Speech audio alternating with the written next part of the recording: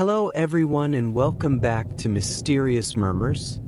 I know many of you use these videos to fall asleep, so before you drift off I'd love it if you could leave a comment letting me know where you're listening from around the world. Also don't forget to like and subscribe if you're enjoying this video. Story name: The Haunting of Valentine's Diner. It started with a whisper.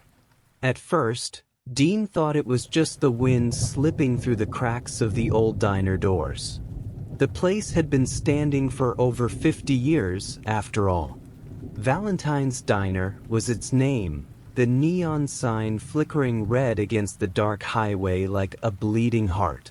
He never paid much attention to the whispers. Not until they started calling his name. Dean.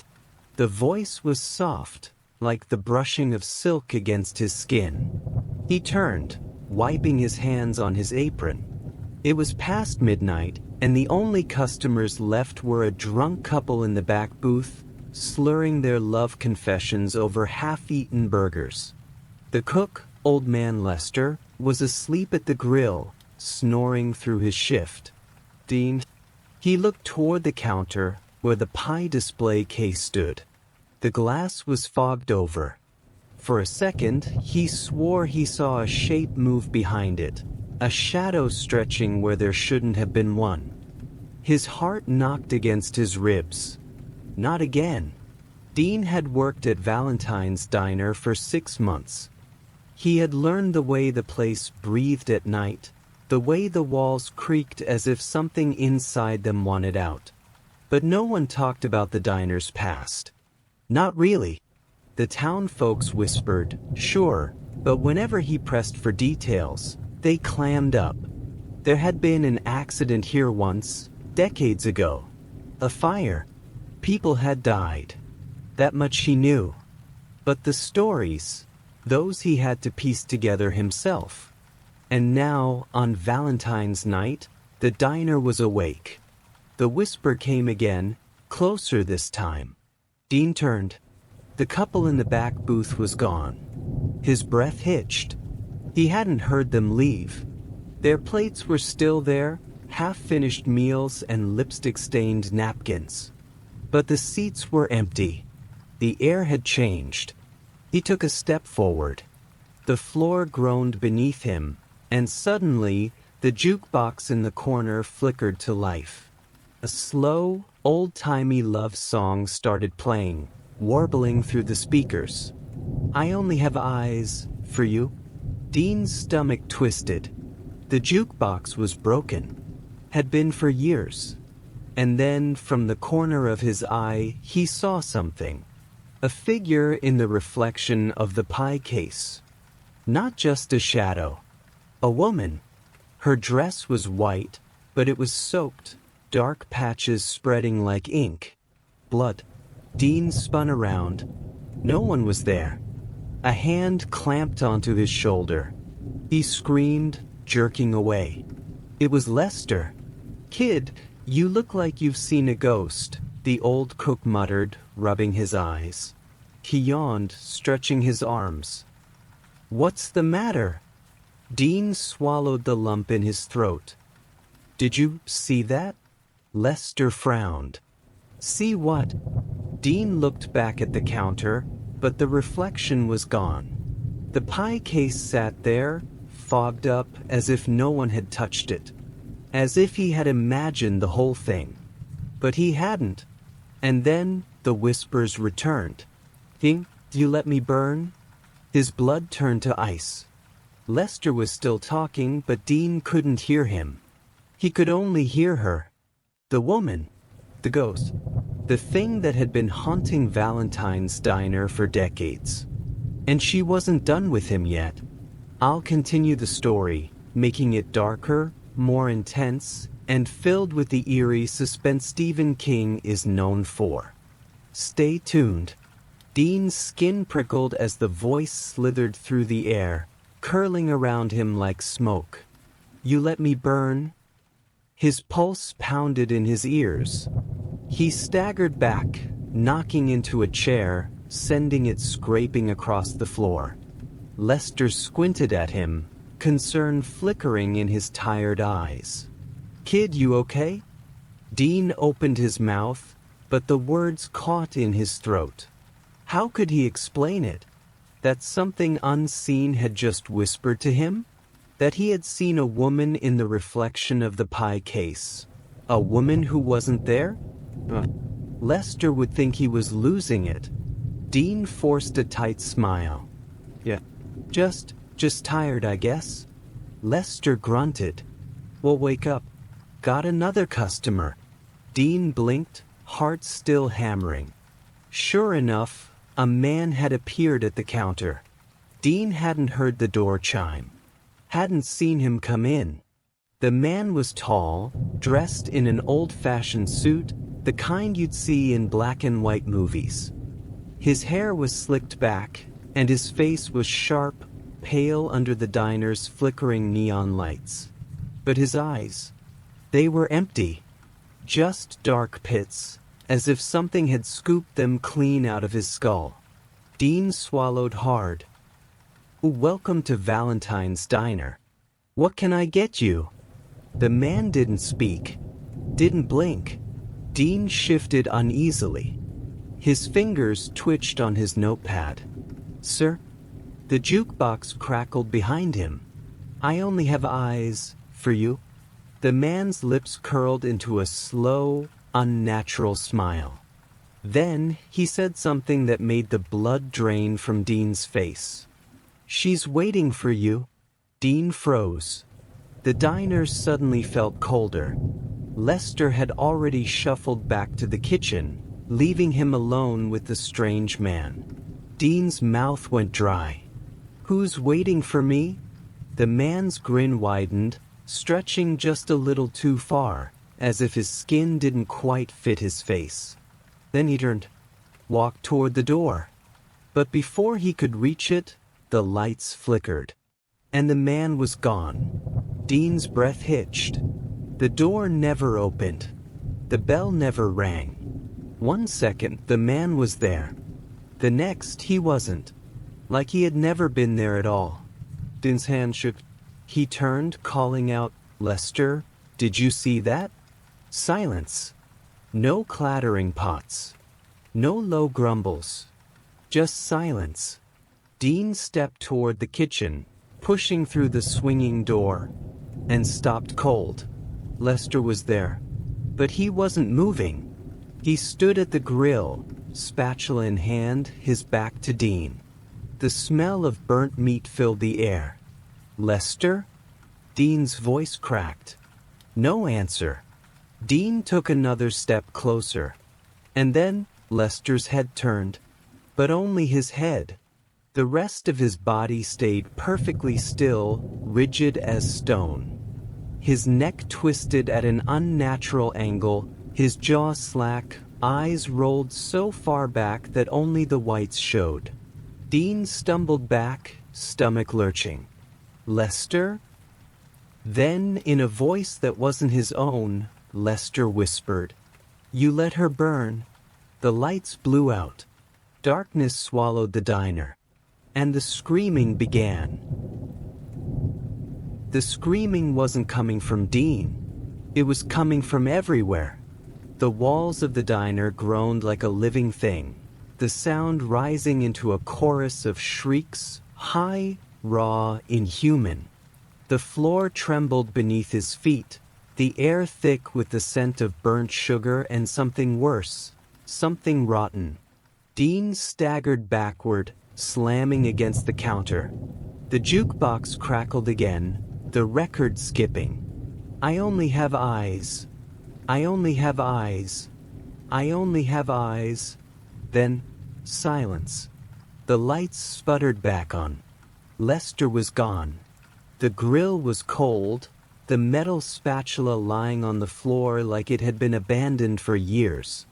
Dean's breath sawed in and out of his lungs. His heart pounded so violently it felt like it might break his ribs. He wasn't alone. A shadow flickered at the edge of his vision. He turned, too slow. Something moved behind the counter. Dean's legs locked, terror keeping him rooted in place. A whisper curled around his ear, so close he could feel the breath on his skin. "She's waiting for you." His body snapped into action. He lunged for the door, nearly slipping on the black and white checkered floor. His fingers closed around the handle, and the door wouldn't budge. The neon sign outside flickered violently, casting bloody streaks across the glass. Dean pounded his fists against the door. "Help! Somebody!" Then he saw it. Or rather, the reflection in the window. She stood behind him, the woman in the white dress. Her body was burned beyond recognition, charred skin peeling away from blackened bone. Her face, what was left of it, was twisted into something that was almost a smile. The sockets where her eyes should have been were hollow, dripping with something thick and dark. Her hand, skeletal and scorched, reached for him. Dean spun. Nothing. The diner was empty. He was shaking so hard his knees nearly buckled. His mind screamed at him to get out, but there was nowhere to go. The windows wouldn't break. The door wouldn't open. And then, the booths weren't empty anymore. Bodies. Every seat was filled with them.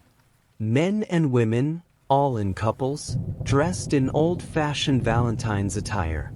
Their clothes were burnt, tattered. Their faces were half-melted, skin hanging in strips. Some of them still held hands, their blackened fingers fused together by fire. Their heads turned toward him in eerie unison. Then they grinned. Dean stumbled backward, a choked scream clawing up his throat. The whispers returned, rising into a single voice. "You let us burn." He shook his head violently. I don't know what you're talking about." The air rippled around him.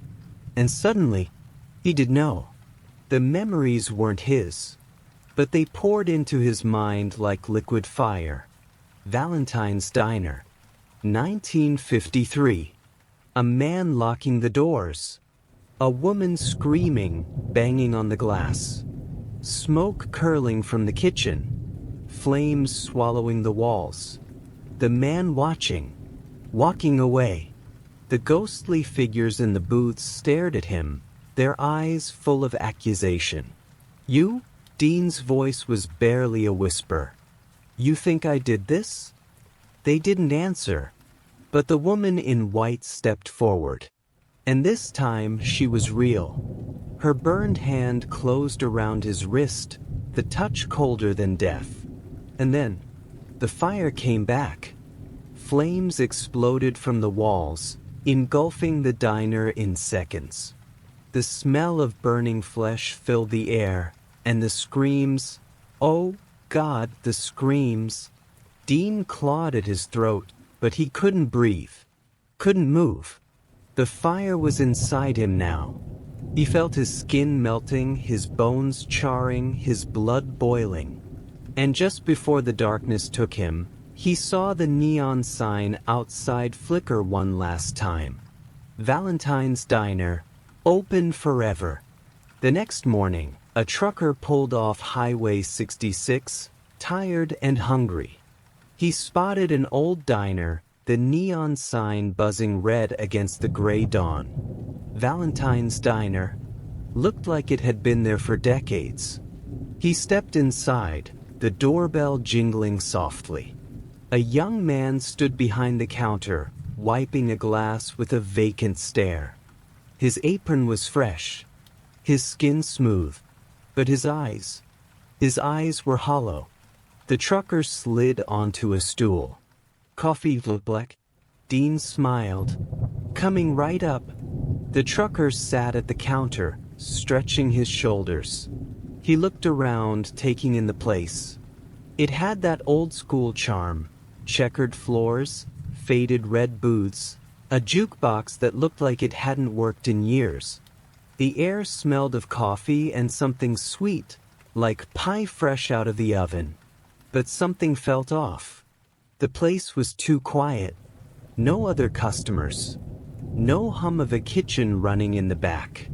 Just him and the young man behind the counter. Dean poured the coffee, placing the mug in front of him. The trucker noticed his hands. They were too pale, too still. "Slow night?" the trucker asked, forcing a grin. Dean tilted his head slightly, as if trying to remember how to respond. Then he smiled, a little too wide, like the expression wasn't entirely his. "Always." The trucker picked up his coffee, took a sip. Then he froze. The taste was wrong. Bitter. Metallic. He set the cup down, frowning. "What kind of coffee is this?" Dean didn't answer. The trucker looked at him. Really looked at him.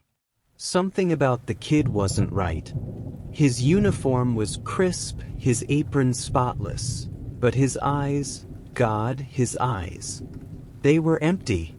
Like he wasn't really there. A chill slid down the trucker's spine. He glanced at the pie display case. The glass was fogged up. A smudge of something dark, too dark, lingered near the bottom. Was that blood? The jukebox crackled. "I only have eyes for you." The trucker flinched. His gut screamed at him to leave. He pushed the coffee aside. "You know what? I think I'll just hit the road." Dean's smile didn't falter, but his eyes followed the trucker's every move. The man stood up, tossing a few bills on the counter, turned toward the door, and froze. The windows. They weren't looking outside. They were looking in. Instead of the dark highway, the trucker saw something impossible. A reflection of the inside of the diner. Booths filled with people. Burned people. Their faces melted, their skin blackened. They were seated exactly as they had been the night of the fire, grinning, watching, waiting. The trucker's breath caught. He spun back to Dean, but the counter was empty. The coffee mug was gone. The air had changed. It was hot now. The smell of burnt sugar was stronger. The trucker took a slow step backward, heart hammering against his ribs. He reached for the door handle, and a hand clamped down on his wrist. Ice cold, charred fingers pressing into his skin. The trucker sucked in a sharp breath. Dean stood beside him now, too close, his grip like iron. His eyes, those empty, hollow eyes, locked onto the trucker's. "You should stay." His voice was a whisper. The lights flickered. The neon sign buzzed louder. The trucker tried to pull away, but Dean's grip tightened. And then, the fire came. Flames erupted from the walls, from the floors, from the very air itself. The trucker screamed as the heat wrapped around him, smoke filling his lungs. The last thing he saw was the burned woman in the white dress, stepping from the shadows, her skeletal grin widening. "You let me burn." The world went black. Morning came. The sun peeked over the horizon, painting the highway in soft gold. A man in a business suit pulled off the road, his stomach growling. He spotted a diner. Looked old, but open. Valentine's diner. He stepped inside. The air smelled like coffee and something sweet. Behind the counter, a man in a trucker's jacket wiped a glass with a vacant stare. His apron was fresh, his skin smooth, but his eyes were hollow. The man slid onto a stool. "Coffee, black?" The new waiter smiled. "Coming right up." If you've enjoyed this journey into the unknown, don't forget to like the video and share your thoughts in the comments below. Have a tale of your own or a legend you'd like us to explore? Let us know. You might just hear it next. Be sure to subscribe and hit the bell icon so you never miss a story. because here the darkness is always waiting just for you.